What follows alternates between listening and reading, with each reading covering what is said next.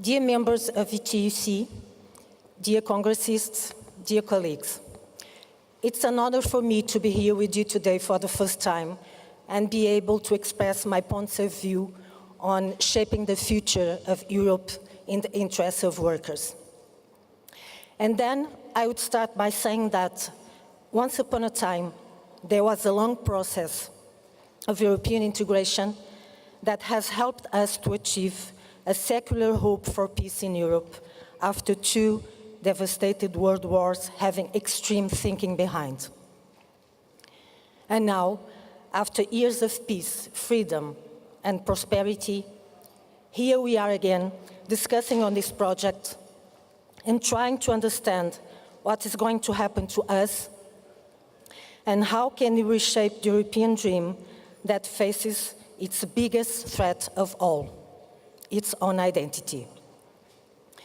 Because we cannot forget that for the first time since the starting of the process of European integration, and after so many years, we have again voices rising against some of its achievements, such as freedom of movement, for instance, with serious impacts on economic development and consequently on workers. Workers are the most important capital by producing returns to society.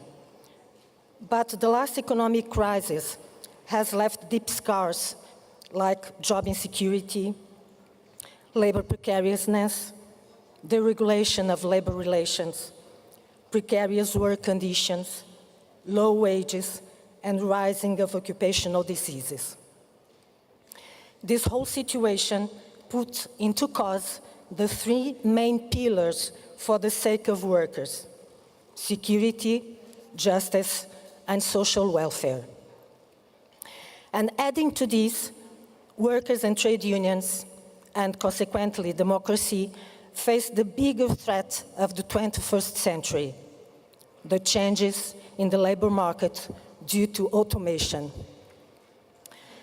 The trade unions participate in the social dialogue, and Quadros, representing professionals and managers, participate in a cross-sectorial social dialogue together with the TUC. For a long time now, we have been facing important challenges, and this dialogue has not delivered what we have expected it to do. Now the time has come for us to change this, and it must for sure be a priority for the next mandate. So the point is, how do we, taking this whole scenario into consideration, reshape the future of Europe in the interests of workers? How can we prove that Europe continues to be the best project for the workers and European citizens in general? Much has been said and written. We hear about protection labor laws, gender distribution, collective bargaining, social dialogue, and the pillar of social rights.